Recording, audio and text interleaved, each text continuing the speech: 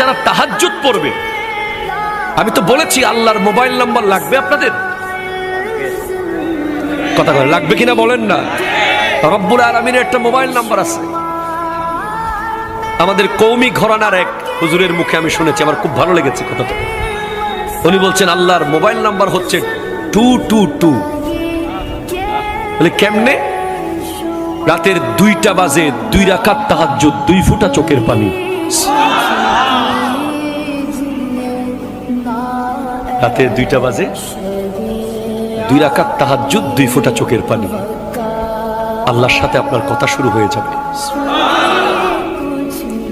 আরে ভাই, আপনি যদি আমার বছরে একবার ফোন দেন, আমি কি চিনবো আপনাকে?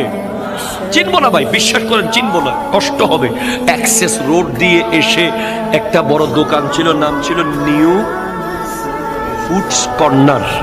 ওই দোকান বরাবর যে মাঠ, মাঠের এক